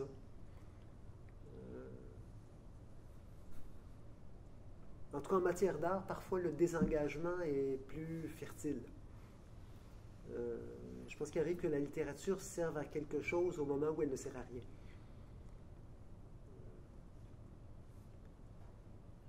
Et qu'il y a des œuvres d'une grande beauté qui ne servent à rien et pourtant, et qui nous sont plus nécessaires que le pain.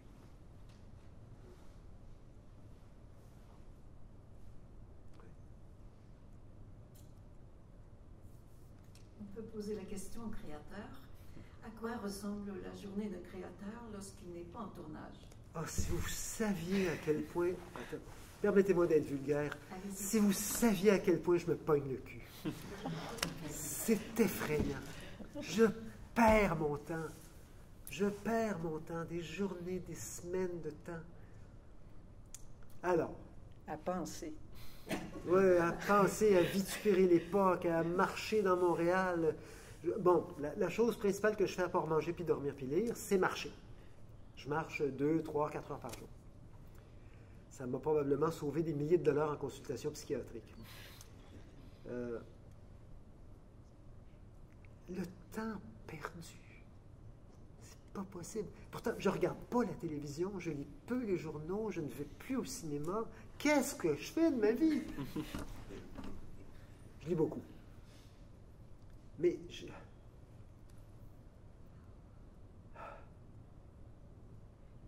on a des héros culturels. Hein? Bon, Balzac, c'en est un pour moi. En voilà un qui se pognait pas le cul. Il était obligé d'écrire, il y avait trop de dettes. Ben oui, mais bon... Vous écrivez beaucoup, d'ailleurs. Soit dit en passant. Pas assez. Mais non, ça ressemble à... Ma vie est sans intérêt. Mais complètement sans intérêt. Par bonheur, j'ai une compagne qui est drôle. Ce qui me permet de passer à travers les... Elle n'est pas juste drôle et bonne. C'est la cinéaste Catherine Martin, qui fait des films magnifiques. Mais ce que les gens ne savent pas, c'est à quel point c'est drôle. Et ça, oui. Alors, rien. Je fais la vaisselle, je marche 3 heures, je rentre, je racle les feuilles. Quand j'en peux plus de moi, quand je suis plus capable, parce qu'au bout de quelques semaines en ville, c'est Catherine qui me dit « Va à la cabane ». Alors, j'ai une cabane près de Maniwaki. Puis là, je me sauve, je prends le char, puis là, je vais passer 10 jours sans parler à personne. Ça va un peu mieux. Je n'écris pas de ligne.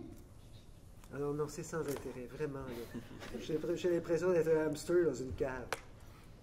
Et une autre question, quand vous écrivez vos scénarios, oui. À quel moment les comédiens, vous semblez les connaître bien, le milieu des comédiens, à quel moment vous voyez le personnage s'installe?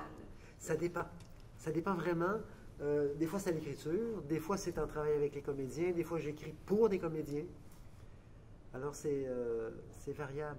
Mais pour moi, le moment d'écriture, quand ça marche, parce que, bon, toutes ces journées-là où je ne fais rien de mon existence, il finit par y avoir quelque chose. Et là, le fun commence. Là, quand il y a une structure qui s'est dégagée, une histoire, un sens, ça peut être 4 lignes, pardon. Là, le fun commence. Là, je suis... Autant je peux être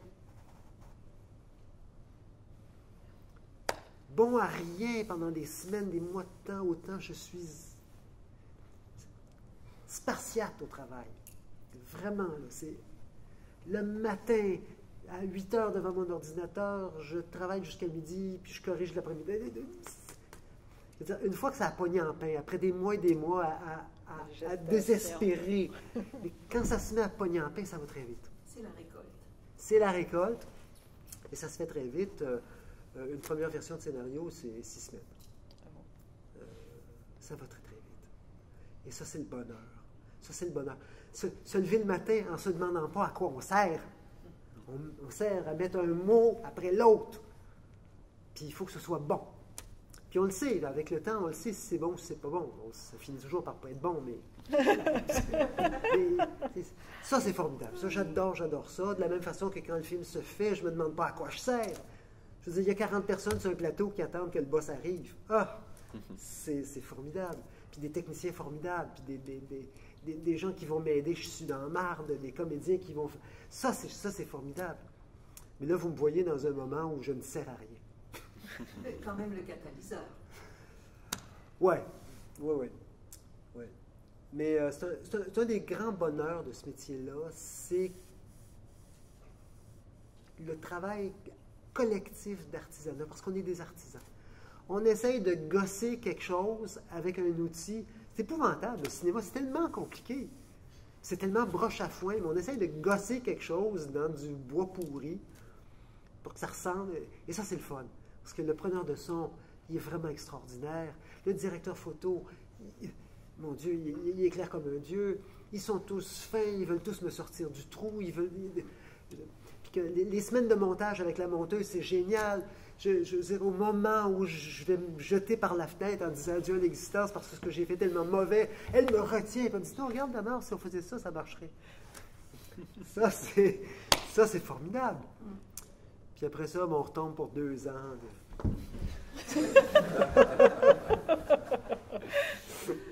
C'est plate. Mais il y a des beaux moments. Oui. C'est un peu comme le lotus. Le lotus? Pour faire du fumier.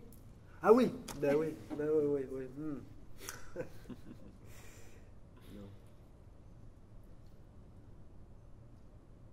Mais c'est un beau métier. J'ai été privilégié, mais vraiment, vraiment privilégié d'avoir pu l'exercer. Vraiment, vraiment, vraiment. Je sais la chance que j'ai eue. Et, je suis plein de gratitude. Il y avait une autre question ici. Ensuite, monsieur à l'arrière. Oui. Capucine. Vous avez dit que vous préférez la littérature au cinéma au final. Pourquoi? Vous avez dit que vous préférez la littérature au cinéma au final. Oui. Pourquoi? Parce que le cinéma est par essence simpliste. Dans ses récits. Il y a quelque chose que le cinéma fait mieux que la littérature, c'est les visages. C'est un comédien, une comédienne qui se tait, puis qui est vraiment... qui apporte quelque chose au rôle qui n'était pas dans le... Ça, c'est formidable. Ça, le cinéma peut vraiment nous donner accès à une sorte de vérité. Mais autrement, la littérature est très supérieure, à mon sens. À mon sens. Dans la présentation de la complexité, dans il y a le rapport à la langue aussi, il y a les jeux de structure. C'est assez simple ce qu'on peut faire au cinéma.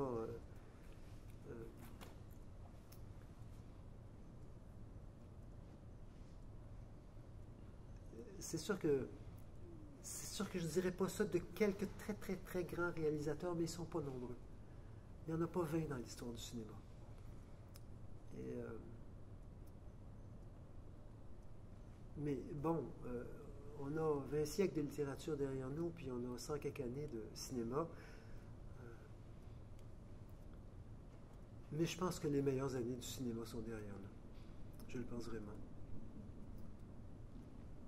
Quant à la littérature, je ne me tiens pas assez au courant de... Je suis en train de rattraper... je cours encore après mon inculture. Non, mais voilà. Et il me semble que le lecteur est moins sujet à être manipulé que le spectateur. Mais ça, je me trompe peut-être. Il y a probablement des littéraires qui me diraient non, non, non, mais c'est ce que je ressens, en tout cas. Que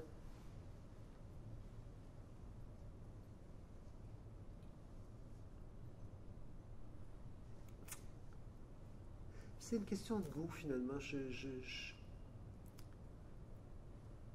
Le cinéma m'emmerde de plus en plus.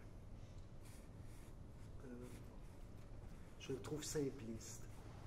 Je trouve que la publicité a débordé dans le cinéma d'une façon que c'est pas possible. Je peux pas m'asseoir 5 minutes dans une salle de cinéma sans voir la manipulation, sans voir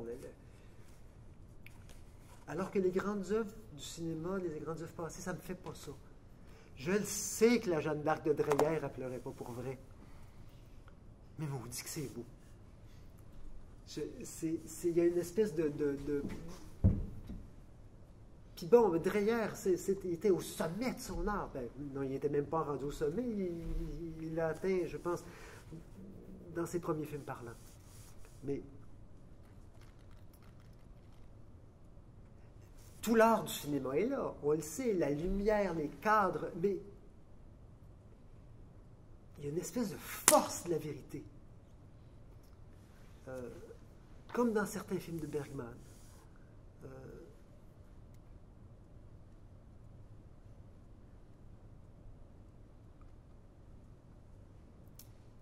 Mais c'est peut-être juste parce que je suis vieux.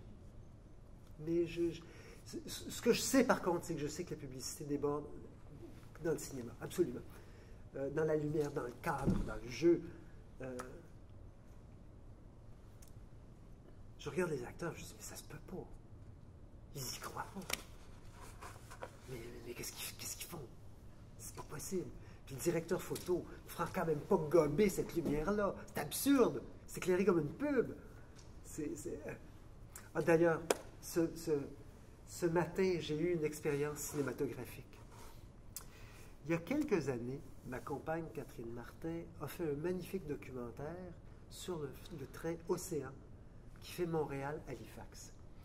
C'est un très beau documentaire en noir-blanc, presque sans parole, où on est tout entier dans l'attention au monde, à ce qui se passe sur le train, aux passagers, aux paysages.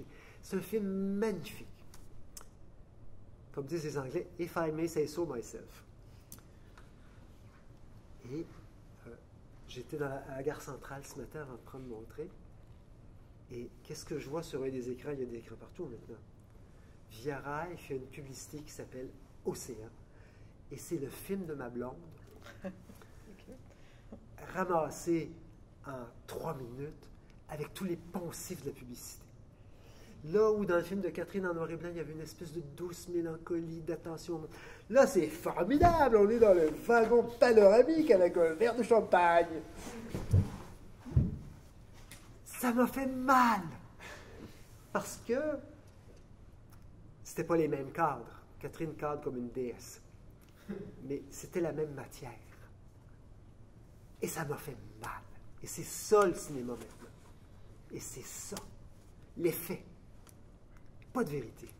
Pas tout le cinéma, bien sûr.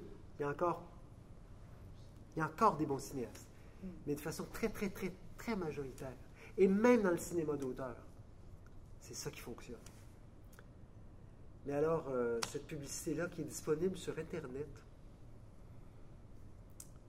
Et moi, si j'enseignais le cinéma, demain matin, j'amènerais en classe ce petit film de 3 minutes et le beau film de ma blonde.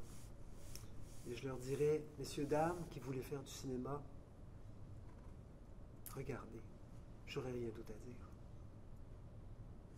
Regardez. Oui. Il y avait monsieur à l'arrière. J'essaie de remettre un peu mes j'essaie de remettre indépendance. Vous êtes conservateur, oui. Vous parlez beaucoup de revenir à la vertu, l'honneur, vous parlez de l'élégance populaire, aider les dames à traverser. C'est tout un peu des vieilles valeurs, un peu judéo-chrétiennes qui sont en train de prendre le bord. Puis vous avez dit en plus au début, vous vouliez vraiment que vous aimeriez ceux qui avaient encore la foi, qui sont oui. Vous aimeriez croire comme eux. Vos films sont toujours un peu de même. Il y a tout le temps une valorisation d'un truc que les jeunes essaient toujours de mettre de côté, justement, ou qui ne fait plus partie de l'éducation populaire. Moi, je viens aussi de cette école-là, le judéo-chrétien, qui aider son prochain. Et là, vous détestez la modernité ou la nouvelle jeunesse, mais c'est quelque chose... Non, pas la jeunesse. Non, pas la jeunesse, mais un peu toutes ces vieilles valeurs-là, c'est pas péjoratif quand je dis vieilles valeurs, qui prennent un peu le bord parce qu'on les enseigne plus à nos enfants. Moi, j'ai 2 jeunes filles. Mais c'est pas juste qu'on les enseigne plus, c'est qu'on les pratique plus. On les pratique plus, mais le parent ne le fait plus. Je ne dis pas de mettre ça sur le dos de l'école, il faut que l'école le fasse, comme quand moi j'étais petit avec mon petit cahier bleu, avec mon poisson. J'ai 2 petites filles en bas âge qui sont au primaire, puis ils ne parlent pas de ça maintenant. On parle d'histoire en général. Donc, je me suis dit, je suis perdu un peu là-dessus. Mais vous parlez beaucoup de ça, cette espèce de, pas les vieilles valeurs, mais un retour aux sources, entre guillemets. Puis, j'ai perdu un bout. Puis, vous parlez souvent de Dreyer et de Bergman, qui sont vraiment un peu dans cet ordre d'idée-là. Oui, au plaisir. On voit que vous en parlez avec passion depuis le début. On voit que ça vous a quand même influencé un peu beaucoup. Oui. Est-ce un retour à ça? C'est intéressant parce que pour moi, c'est le conservatisme qui est radical maintenant. Ouais, c'est ça. Je crois vraiment ça. Je pense que la logique, c'est contrairement à ce qu'on pense, sans trop y penser, la logique du capitalisme est profondément révolutionnaire. Le capitalisme fonctionne à la destruction des liens. Il n'y aurait pas de capitalisme sans ça. Si on n'avait pas coupé les paysans de leurs terres, les ouvriers de leurs... Bon. Et ça fonctionne de plus en plus, on coupe les liens. Bon, c'est le capitalisme qui est révolutionnaire. Le conservatisme est d'une autre nature. Moi, j'aime bien dire que, je me demande d'ailleurs pourquoi on n'accuse pas les écologistes de conservatisme. Pour moi, les écologistes, c'est des conservateurs. Puis moi, je fais partie de leur gang, parce que je pense qu'il faut préserver la beauté du monde. Alors, le côté révolutionnaire du capitalisme est profondément délétère. Et il y a une forme de conservatisme, parce que pour moi, le socialisme qui est si important pour moi, ça ne peut pas se faire en dehors d'une forme de conservatisme.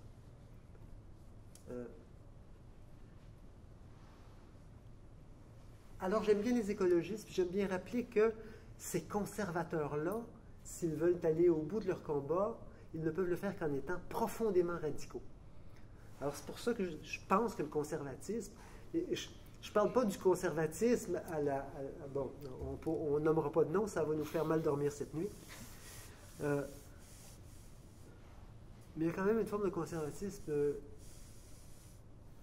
humaniste qui est de plus en plus nécessaire. Voilà. Et qui est radical, profondément radical.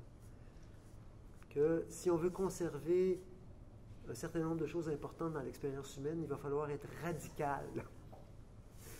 Et s'attaquer à la machine de la culture de masse et de l'économie néolibérale. Voilà. Je ne voulais pas dire ces mots-là. Donc, conserver plutôt que produire sans cesse. Oui. Dernière question. C'est bien. Ah, monsieur encore. Avec monsieur. Oui, je vais parler fort. C'est un peu complémentaire avec monsieur ici, mais moi, c'est vraiment plus du point de vue des arts. Oui. Donc, en gros, vous divisez un peu les arts en trois parties. Il y a la culture de masse. Oui. Et après ça, ben, ce que vous appelez un peu l'art, puis vraiment le folklore, puis vous identifiez vraiment comme la culture de masse comme toxique. Oui. Puis est-ce que c'est parce que vous avez peur qu'elle prenne sur le folklore et ce que vous appelez les bacs? En fait, c'est pas le folklore, c'est la culture populaire, okay. Mais la vraie culture populaire qui est très différente de la culture de masse. Okay. Mais bon, la culture de masse, c'est quelque chose qui est fabriqué pour le profit. Absolument. Et moi, j'ai l'impression qu'il y a quelque chose de commun entre la grande culture et la vraie culture populaire, qui est de témoigner de l'expérience humaine dans sa complexité. Et bon, je peux être aussi ému par un chant folklorique italien des années 30 que par une grande œuvre de la musique classique. Mais l'idée principale, c'est que la culture de masse considère le destinataire comme un client qu'il faut satisfaire. C'est fait pour tout le monde. C'est fait pour être consommé. Okay. Et à mon sens, ce qui est le plus intéressant dans la culture, c'est pas la satisfaction du client, ça peut être même au contraire l'insatisfaction. C'est la quantité de vérité humaine que peut véhiculer un chant folklorique, une peinture naïve ou une cantate de Bach. Donc, je pense qu'on va s'arrêter ici, hein? Oui. Avant qu'ils nous mettent dehors. Donc, merci beaucoup. Plaisir, on a certainement une dette envers vous. Non, merci beaucoup.